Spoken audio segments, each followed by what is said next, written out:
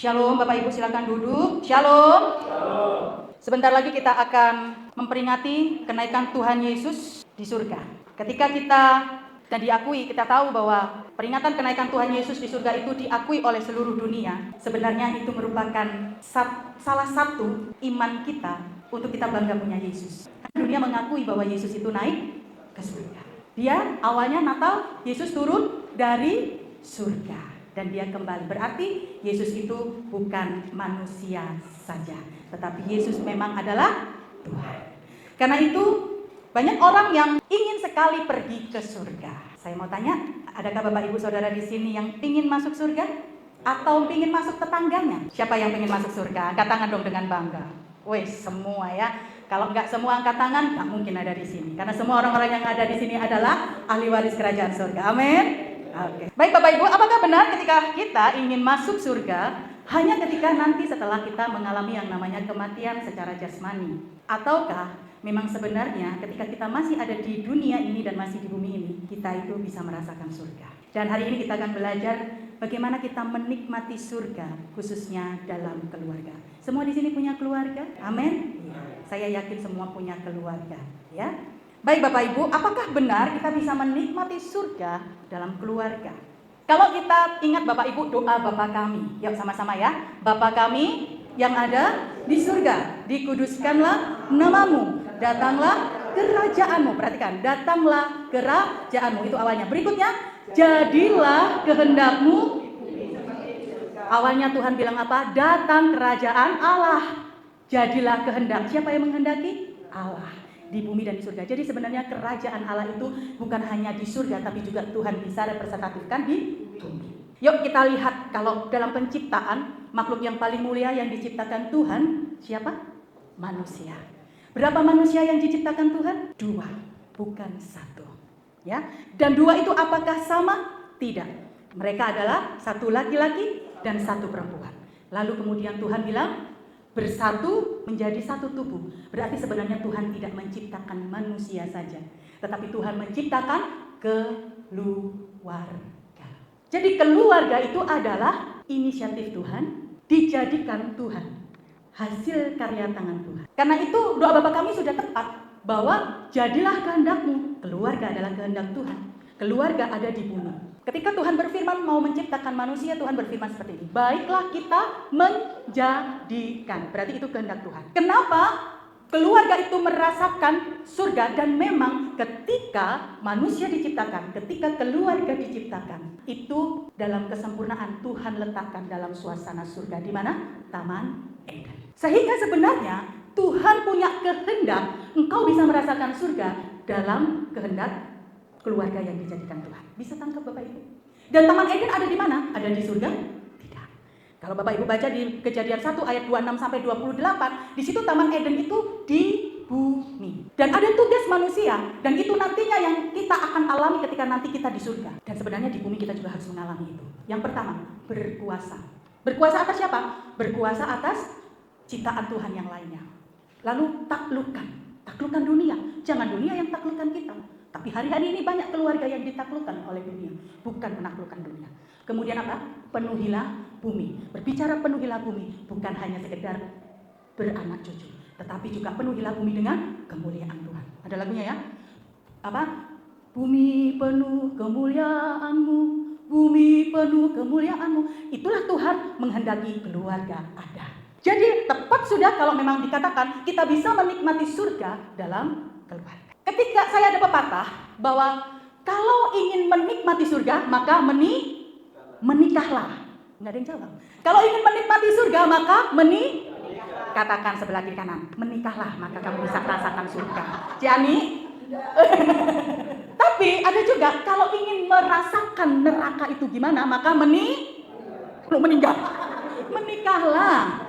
Bapak Ibu pernah dengar nggak? Aduh, keluargaku ini seperti neraka. Rumah tanggaku seperti neraka. Pernah dengar? Mungkin ada orang yang curhat. Saya sering sekali itu dicurhatin seperti itu. Ya, kenapa kok orang berkata seperti neraka? Perhatikan, Tuhan menciptakan tidak sama ya, laki-laki dan perempuan. Berbeda, Bapak Ibu. Sekarang saya tanya, ada nggak yang namanya laki-laki sama perempuan itu cocok?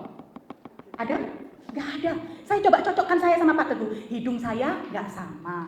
Ya, bibir saya sama Pak Teguh nggak sama. Bisa diperhatikan nanti ya. Perhatikan aja bibirnya Pak Teguh, pasti beda sama saya. Body saya nggak sama. Spare part saya juga nggak sama Pak Teguh. Betul? Nggak sama. Apalagi ngomong sifat. Apalagi ngomong hati. Apalagi ngomong hobi. Ngomong karakter. Nggak sama. Jadi, kalau mau menikah, cari yang salah. Yang nggak cocok. Nggak cocok. Karena nggak ada orang yang cocok, Bapak Ibu. Nggak ada. Tetapi itu memang mustahil, makanya banyak sekali ketidakcocokan itu justru lebih rentan menuju kepada surga atau neraka. Tetapi apa yang tidak mungkin atau sulit pun, bahkan tidak mungkin pun, belum tentu tidak bisa kita alami. Kalau begitu bagaimana kita bisa mengalami surga? Kita harus tahu dulu, kalau pengen masuk surga, ada apa di surga? Kenapa pengen masuk surga? Bapak Ibu, prinsip Kejadian 1 ayat 26 sampai 28. Di situ yang hadir keluarga dulu atau Allah dulu? Allah dulu yang ada ya. Sehingga keluarga bisa mengalami yang namanya surga. Surga itu hanya ada di situ Allah. Katakan sama-sama, siapa yang ada di surga? Allah. Jadi nggak ada yang namanya bidadari. Surga kita berbeda. Surga kita adalah kehadiran Allah, tahta Allah di situ. Memang ada pegawai-pegawainya itu malaikat. Tetapi yang menjadi patokan kita Kejadian 1 ayat 26 sampai 28, di situ Allah yang ada dan mengendaki keluarga itu. Jadi pertanyaannya, kalau mau mengalami surga, berarti harus mau ada Allah di dalam keluarga. Kalau nggak ada Allah, bahkan ada orang bilang nggak Tuhan-Tuhanan, nggak ibadah-ibadahan, bagaimana bisa mengalami surga? Banyak orang yang saya tadi sebenarnya mau tanya, Bapak Ibu bosan nggak ibadah tiap minggu? Karena tadi WL-nya ada, kita ini STW tapi lompat-lompat, yang anak muda nggak lompat-lompat. Saya dalam hati, kayaknya bosan kayaknya ibadah. Nggak ya Bapak Ibu ya? Artinya apa? Bahwa ketika Allah itu hadir di dalam keluarga, maka disitulah kita mengalami surga. Surga bukan berarti ada kenikmatan secara jasmani. Surga bukan hanya tidak ada kenikmatan secara yang menyenangkan kita, tidak, itu dampak. Tapi surga itu adalah menikmati yang namanya berelasi dengan Tuhan. Tapi neraka itu sama sekali tidak ada Tuhan di sana. Kalau sekarang kita di dunia ini, kita masih bisa merasakan kasih Tuhan. Orang yang nggak percaya Tuhan Yesus pun bisa merasakan kasih Tuhan. Matahari, anugerah umum ya, nafas dan sebagainya. Tetapi di neraka nanti nggak ada yang namanya Tuhan. Bagaimana suasananya? Ya sudah, nggak ada yang namanya penolong. Pertolonganku di tempat maha tinggi, nggak ada di neraka. Karena nggak ada Tuhan. Karena itu tetapkan dulu, surga itu apa? Kalau memang kita sudah yakin bahwa nantinya di surga, saya hanya bersama-sama dengan Allah, hidup saya full buat Allah, maka kita bisa bilang, aku mau ke surga. Tapi kalau kita anti sama Tuhan, anti sama firman, anti sama Allah, berpikir ulanglah untuk ingin masuk surga. Kita baca sama-sama Roma 14 ayat 17. Sebab kerajaan Allah bukanlah soal makanan dan minuman. Apa maksudnya kerajaan Allah bukan soal makanan dan minuman? Banyak sekali orang-orang yang ingin berkeluarga dengan motivasi hanya ingin jasmani saja.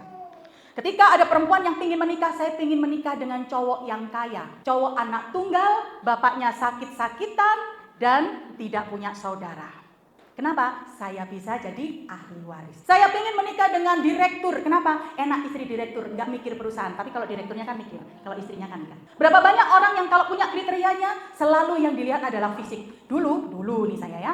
Ketika saya tuh berdoa Bapak Ibu, dari muda itu saya berdoa untuk pasangan. Tapi dulu doa saya salah. Saya tulis di diary saya ingin menikah umur 25. Pengen suami yang minimal 2 tahun sampai 5 tahun di atas saya. Kurang dari itu, lebih dari itu nggak mau. Tinggi 170 ya.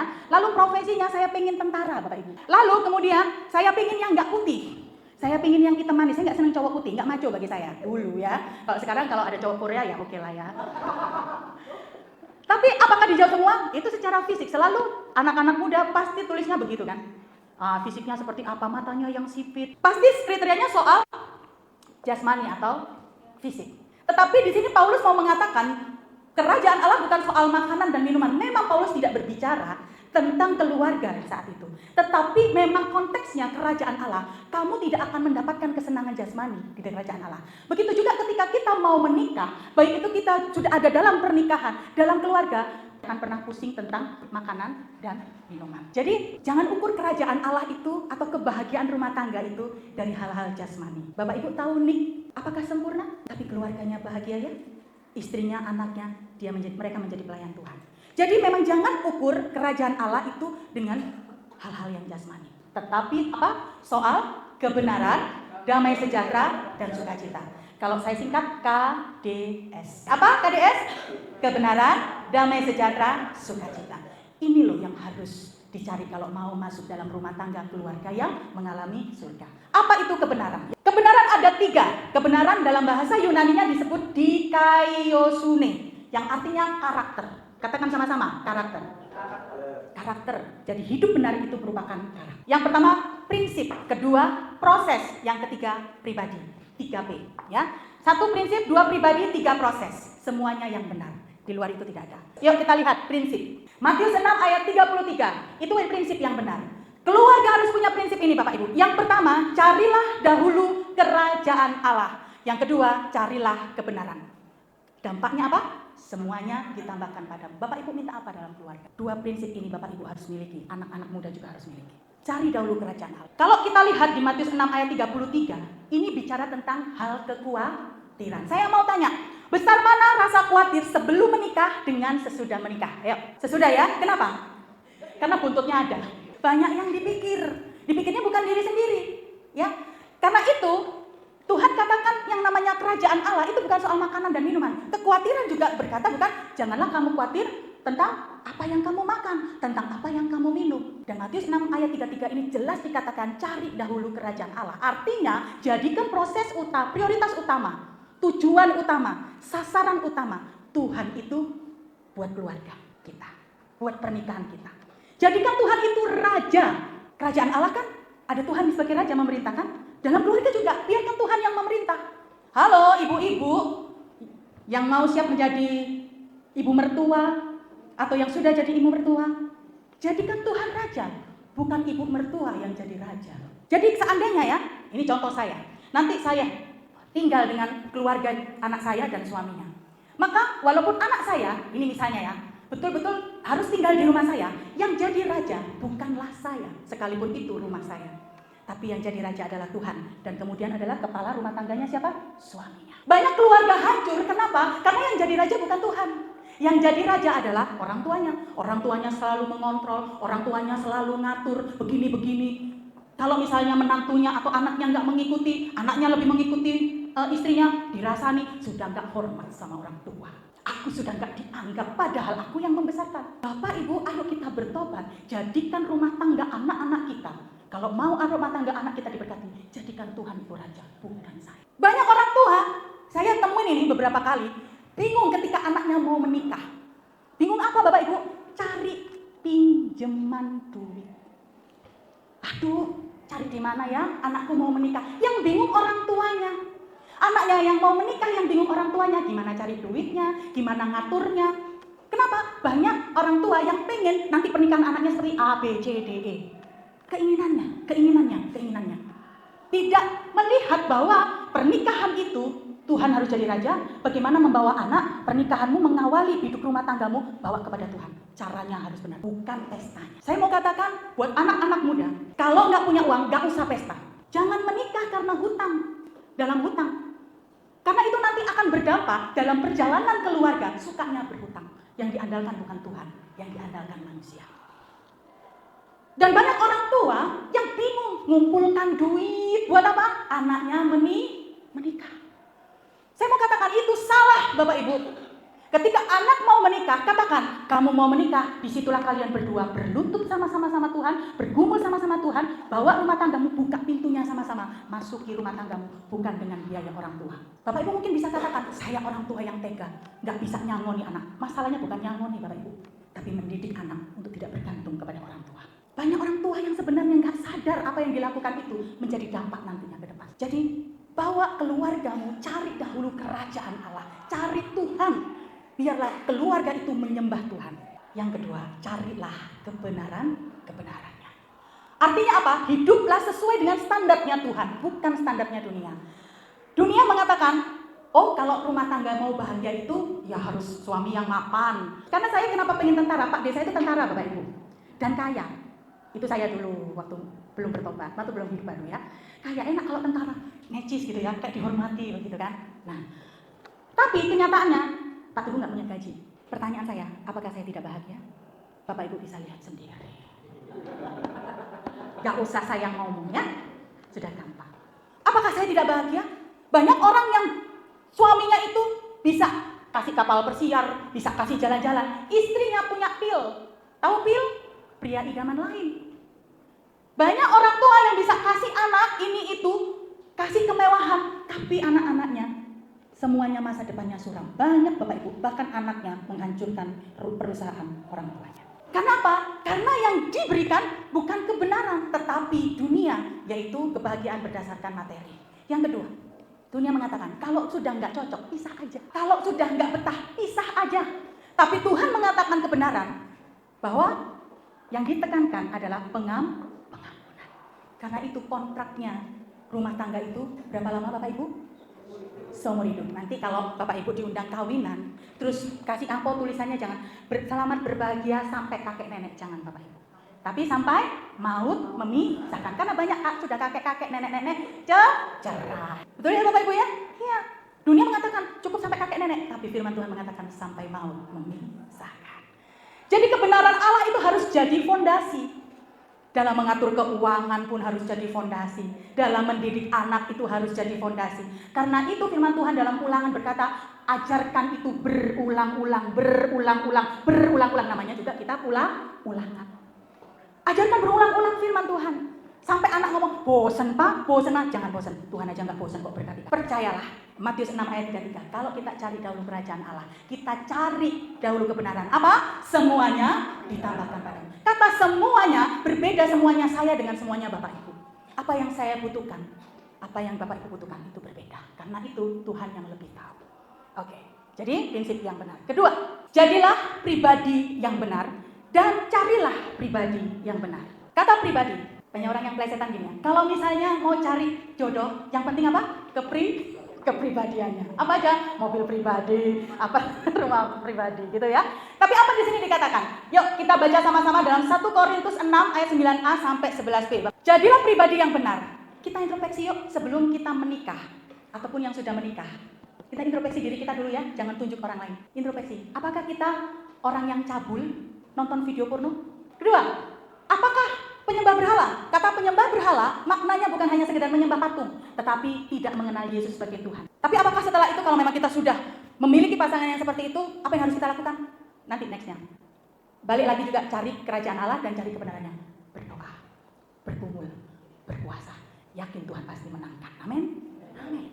Tapi kalau yang belum menikah, jangan sekali-sekali cari orang yang penyembah berhala. Dan apakah kita juga masih menyembah berhala? Apakah kita masih mementingkan berhala di hati kita, teman, HP, dan sebagainya. Banci. Ada yang banci?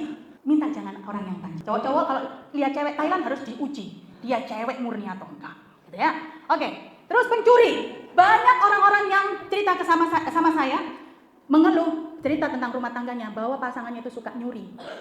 Bukan nyuri tetangga, tapi nyuri dompetnya sendiri. Ya, hati-hati. Apakah kita juga seperti itu? Orang kikir. Kikir itu apa Bapak Ibu? Pelit. Bukan hemat loh ya, pelit. Tapi di terjemahan lain dikatakan bukan orang kikir, tapi orang tamak. Jadi sebenarnya kikir sama tamak itu podo wae. Satunya untuk diri sendiri, satunya juga untuk diri sendiri. Jangan cari orang yang pemfitnah, jangan cari orang yang pemabuk, jangan cari orang yang penipu. Karena apa? Kita nggak akan mengalami kerajaan Allah. Demikian juga introspeksi diri kita. Ada nggak sifat-sifat ini? Kemarin kita membahas ayat ini ketika renungan keluarga dengan mahasiswa. Lalu ada satu mahasiswa yang berbicara begini, yang nggak mungkin Bu, kan nggak ada orang yang sempurna di dunia ini. Memang tidak ada orang yang sempurna di dunia ini. Berusaha sempurna tidak akan bisa.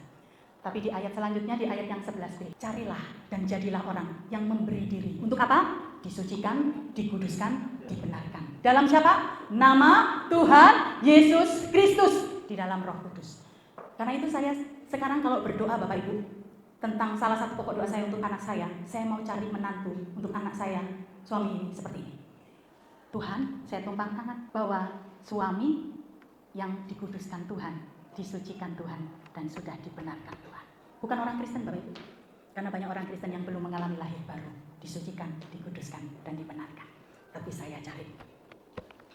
Itu yang terus saya doakan. Ya, Pak Yono, tumpang tangan ke Rekwel.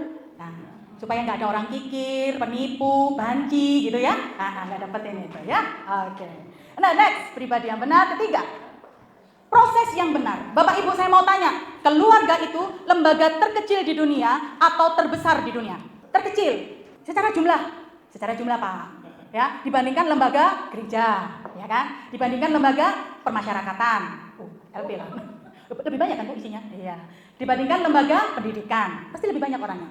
Keluarga itu adalah lembaga yang terkecil. Karena itu Tuhan bawa, sama-sama kita baca Matius 18 ayat 3 sampai 4. 2, 3. Aku berkata kepadamu, sesungguhnya jika kamu tidak bertobat dan menjadi seperti, iya, kamu, oke, sedangkan barang siapa merendahkan diri dan menjadi, dialah. Kenapa anak kecil? Merujuk kepada keluarga juga lembaga terkecil ya Bapak Ibu. Banyak keluarga yang mengalami kelemahan, banyak mengalami kerapuhan, karena memang tidak kuat untuk perbedaan yang ada. Tuhan tahu. Tapi Tuhan katakan, jadilah seperti anak kecil. Anak kecil itu Bapak Ibu, anak bayi saja. Anak bayi. Bu Fitri, saya mau tanya. Saat Grace lahir, gitu ya. Saya mau tanya sampai sekarang, adakah Grace itu ngatur ibu, minta ibu bilang, Mama belikan aku popok, Mama belikan aku baju, Mama belikan aku jajan? Ada Bu? Gak ada. Tapi apakah Grace kekurangan? Tidak. Anak kecil itu bergantung penuh sama orang tua. Anak kecil percaya walaupun dia saat itu meronta, mamaku mana, aku pengen mimi cucu. Mamanya gak ngerti bahasanya. Oke, apa yo? Mimi cucu, apa pup, apa pipis, apa sakit, apa? Gak tahu. Tapi mamanya bisa tolong dia toh. Terlebih bapak kita. Bapak kita tahu bahasa kita. Bahasa tetesan air mata pun Bapak tahu. Makanya itu Tuhan katakan, jadilah seperti anak kecil. Kalau mengalami masalah dalam rumah tangga, mengalami masalah dalam keluarga, bergumul tentang pasangan hidup, larinya bukan sama orang, tapi larinya sama Tuhan. Kalau lari sama orang, walaupun kita nangis-nangis, nanti yang ada jadinya rasan-rasan masuk media sosial. Karena itu kalau mengalami yang namanya kekurangan, mengalami kesalahan, bertobat. Nggak ada memang manusia yang sempurna.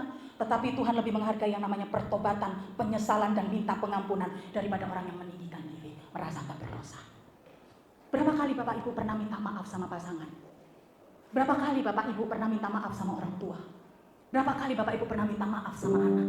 Berapa kali Bapak Ibu pernah minta maaf sama cucu? Sama nenek, sama kakek? Adakan pengampunan dan pertobatan dalam keluarga.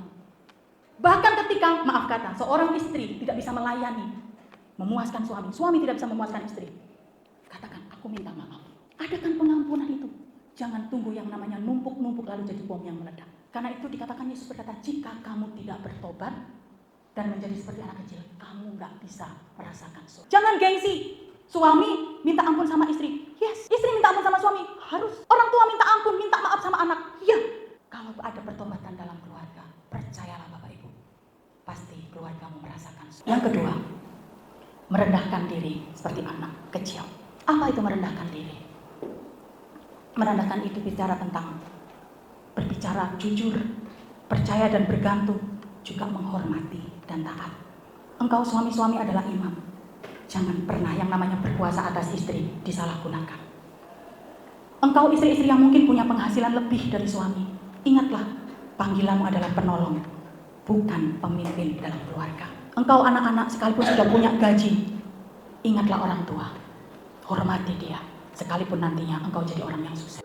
Asik ya Bapak Ibu? Mudah enggak? Mudah, sangat mudah. Ada pertanyaan di saya saat saya menyampaikan kebenaran ini. Ada yang bertanya kepada saya, bagaimana kalau saya tidak sejalan dengan pasangan saya? Tuhan katakan, kekuatanmu bukan pasanganmu. Ingat anak kecil, bergantung sama Tuhan. Kalau kita hidup menjadi pribadi yang benar tadi, punya prinsip yang benar, ketika kita di dalam proses, apapun itu prosesnya, punya pasangan yang tidak seimbang, punya pasangan yang tidak sejalan, punya pasangan yang tidak kenal Tuhan, Tuhan katakan, bergantung penuh sama aku. Tuhan pasti akan mampukan. Jangan balas, kalau suami atau istri selingkuh, jangan balas. Jangan pernah katakan, aku pun bisa melakukannya.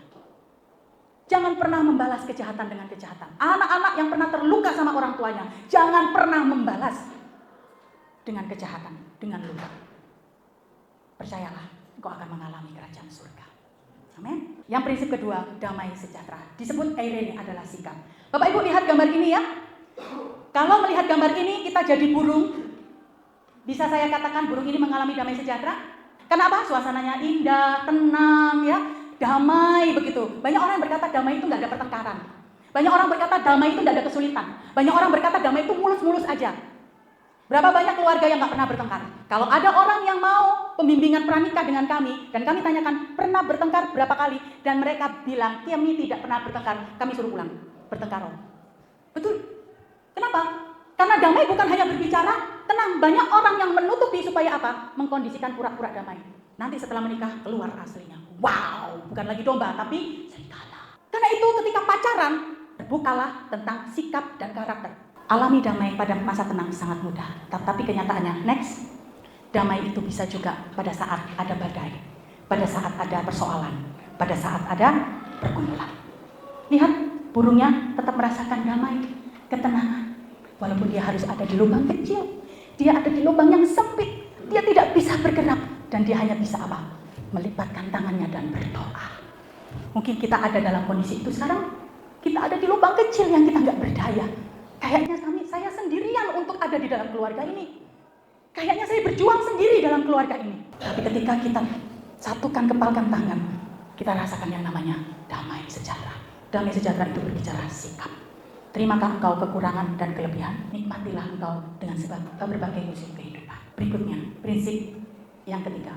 Lukas 11 ayat 20 dikatakan, jika aku mengusir setan dengan kuasa Allah, aku di sini adalah Yesus, mengusir setan dengan kuasa Allah, maka sesungguhnya kerajaan Allah sudah datang kepadamu. Bapak Ibu, apa maksudnya? Kehadiran Tuhan ada di tengah-tengah keluarga kita. Kita harus jadikan satu-satunya andalan kita. Kuasa Allah itu mampu mengusir roh-roh jahat. Roh jahat itu bukan hanya seperti eksorsisme ya, bukan. Seperti kesurupan, terus pernah dengan dukun, bukan. Tapi yang namanya kejahatan atau roh pengaruh roh jahat itu bisa aja apakah pasanganmu, anakmu, orang tuamu, saudaramu punya akar kepahitan, punya kebencian yang mendarah daging, dendam, kesombongan, perpecahan, atau mungkin dulunya acuh tak acuh dengan Tuhan. Karena itu, putuskan itu karena itu adalah kutuk. Jadi Bapak Ibu, kalau mau keluarganya diberkati, lihat, bicara jujur pasangan. Saya sama Pak Teguh berbicara jujur. Keluarga saya seperti apa? Saya dibentuk dari keluarga yang bagaimana? Pak Teguh dibentuk dari keluarga yang bagaimana? Setelah itu kami bersepakat, kita patahkan. Jangan dianggap enteng. Ya, harus dibereskan. Jadi pemberesan bukan hanya sekedar mantan Bapak Ibu. Mantan pacar, tapi mantan perilaku, mantan orang tua. Ada orang tua yang menyerahkan anaknya ketika bayi kepada roh-roh jahat. Ada orang tua yang bersinggungan sama roh-roh jahat, lalu mengenakan gelang. Supaya apa? Ini gelang, simpenan. Atau ngasih, jimat. Ada Bapak Ibu. Loh, kalau engkau punya pasangan yang seperti itu, putuskan, patahkan, bukan orangnya, tetapi masa lalunya. Bukan orangnya. Kalau orangnya sudah bertobat, ya nggak apa-apa. Kalau orangnya nggak bertobat, jangan dilanjutkan. Paham Bapak Ibu? Jadi putuskan. Supaya apa? Tidak ada yang namanya benang merah itu. Ya, saya lupa ayatnya, tapi dosa itu merembet Bapak Ibu. Karena itu harus diputuskan. Ya, tidak usah tunggu hamba Tuhan. Tapi kalau mau datang untuk memutuskan harus jujur. Jadi prinsipnya adalah kalau mau diputuskan dari kutuk harus jujur. Ya, Pak Teguh jujur dulu mantan asisten dukun. Saya takut, kita sudah patahkan dalam nama Tuhan Yesus. Oke, next. Yang ketiga, sukacita oleh Roh Kudus. Cara en pneumati hagium, berbicara tentang relasi. Yuk, saya undang buka Yohanes 15 ayat 11. Relasi ini, Yohanes 15 ayat 11. Saya bacakan, semuanya itu kukatakan kepadamu supaya sukacitaku ada di dalam kamu dan sukacitamu menjadi penuh. Jadi sebenarnya yang Tuhan harapkan dan Tuhan inginkan dari kita supaya kita anak-anaknya itu mengalami sukacita. Makanya Tuhan tidak pernah membawa kita yang namanya kekecewaan, duka cita, kejahatan, nggak ada. Itu tidak ada. Itu bukan Tuhan. Tapi Tuhan betul-betul membawa kita kepada sukacita. Supaya apa? Sukacita kita penuh. Ya, sukacita oleh Roh Kudus. Ya. Berbicara tentang relasi, kalau kita lihat di dalam Yohanes 15, ya, ayat 11, kita lihat di ayat yang ke-9 sampai ayat yang ke-17, itu berbicara tentang yang namanya kasih. Hari-hari ini, lagu ini menjadi kenyataan. Saat yang lainnya begitu mudah sirna, kasih-Mu ya Tuhan tetap bertahan. Banyak sekarang mengalami kasihnya sudah menjadi dingin. Halo suami, istri, pasangan yang menikah, apakah kasih kalian sudah menjadi dingin? Ayo dipanasin. Karena makanan dingin gak enak. Ya, enak kalau hangat-hangat ya? Halo, yang mungkin saat ini tidurnya bersinggungan punggung, ayo balik badan. Ya, yang suami istri, yang masih pacaran gak boleh. Jadi, yang namanya relasi, yang pertama, bagaimana kita bisa memiliki relasi yang sehat dengan pasangan kita di ayat yang ke-9, teladani Yesus. Di ayat yang 9 dikatakan, seperti Bapa telah mengasihi aku, demikianlah juga aku telah mengasihi kamu, maka tinggallah di dalam kasihku itu. Tidak ada kasih yang lain selain kita harus tinggal dan mengalami kasihnya Tuhan dulu. Jadi cinta sejati itu harus dibangun di atas kasih Kristus, bukan perasaan. Yang mau menikah, jangan pakai perasaan. Yang namanya kasih, pengertian kasih itu apa sih Bapak Ibu? Kalau bahasa Jawa, saya kasih Bu Suwanda. Apa? Memberi. Jadi kasih itu berbicara tentang memberi. Bukan hanya perasaan aja, oh dia baik ya. Oh iya aku ya baik. Oh dia kayaknya sayang ya. Oh iya aku sayang. Tidak hanya sebatas perasaan, tetapi mengalami kasih itu juga. Ya. Jadi kita patokannya Yohanes 3 ayat 16. Saya pernah ada orang yang ngeyel yang waktu calling sama saya nggak bisa mengasihi dia Bu. Saya sudah nggak tahan. Dia sudah benci sama saya. Jadi buat apa saya tetap mengasihi dia? Saya bilang, dunia itu mengasihi Tuhan nggak? Dunia mengasihi Tuhan? Dunia itu menolak Tuhan. Dunia itu benci Tuhan. Tapi apa yang Tuhan katakan? Karena begitu besar kasih Allah akan dunia ini. Sampai kapan? Ya sampai kasihnya terwujud. Saya katakan pada orang itu, kalau kamu berhenti mengasihi, berarti sama saja kamu minta Tuhan berhenti mengasihi kamu. Karena dasarnya yang bisa mengasihi itu adalah Tuhan. Tuhan Yesus katakan, seperti Bapa mengasihi aku mengasihi kamu. Makanya kamu harus mengasihi seperti mengasihi Yesus. Kalau kamu melakukan itu hanya untuk pasangan atau untuk manusia, maka kamu akan bilang, aku berhenti mengasihi. Tapi kasihilah orang lain, lakukan itu buat Tuhan. Karena Tuhan sudah kasihi saya. Jadi gak ada yang namanya kepahitan. Berbicara relasi, di ayat yang ke-10 dikatakan, jikalau kamu menuruti perintahku, kamu akan tinggal di dalam kasihku. Kalau orang yang tinggal di dalam kasihnya Tuhan, pasti menuruti perintah Tuhan. Artinya apa? Orang yang memiliki relasi dengan Tuhan, pasti akan terbukti dengan buah yang namanya ketaatan dan kesetiaan. Sehingga orang yang seperti ini tidak akan pernah mudah lari dari masalah. Orang yang seperti ini tidak akan mudah goyah. Orang yang seperti ini tetap akan bertahan. Seperti kasih-Mu ya Tuhan, tetap bertahan. Efesus 5 ayat 21 sampai 33 nanti Bapak Ibu baca. Di situ adalah gambaran bagaimana hubungan Kristus dengan jemaat. Itu adalah menjadi dasar hubungan pernikahan. Karena itu Tuhan katakan, apa yang dipersatukan Allah tidak bisa diceraikan manusia. Karena tidak ada satupun yang bisa memisahkan kita dari Allah. Paulus mengatakan, kecelakaankah, peperangankah, kelaparankah, tidak ada yang bisa memisahkan aku dari Allah. Demikian juga, katakan dengan pasangan, aku tidak mungkin bercerai kalau bukan maut yang memisahkan. Prinsipnya adalah, punyalah relasi yang sehat dan saling memberi diri. Sebagai kesimpulan. Sama-sama yuk, 2, 3. Kontrak. Stop. Kontrak kita ketika kita menikah bukan dengan pendeta. Kontrak kita menikah janjinya sama Allah. Kami belajar saat ini tentang bangsa Israel. Ternyata hidup dalam Allah itu nggak main-main Bapak Ibu. Beribadah saja nggak main-main. Itu kami masih belajar tentang bangsa Israel di padang gurun. Hidup dalam pernikahan pun juga nggak main-main karena kontraknya sama Allah. Dan berapa lama kontraknya? Sampai mau memisahkan. Karena itu hilang. Teng-teng. Karena itu milikilah kebenaran. Ya, dan milikilah damai sejahtera. Dan milikilah sukacita. Jadikan kebenaran itu sebagai karakter, jadikan damai sejahtera itu sebagai sikap apapun yang kita hadapi, dan jadikan sukacita sebagai buah karena kita berelasi dengan Tuhan. Tuhan Yesus memberkati. Saya minta tim musik. Percaya bahwa kita punya Tuhan yang besar? Amin. Kalau kita punya Tuhan yang besar, jangan pernah engkau lari dan meninggalkan pernikahanmu. Kalau kita punya Tuhan yang besar, jangan pernah lari dan tinggalkan keluargamu, orang tuamu, pasanganmu, saudaramu. ikat semua itu dan bawa kepada Tuhan. Aku punya Tuhan yang besar. Ku hidup karena percaya Kau yang berjanji setia, pengharapanku selalu ada di dalam-Mu.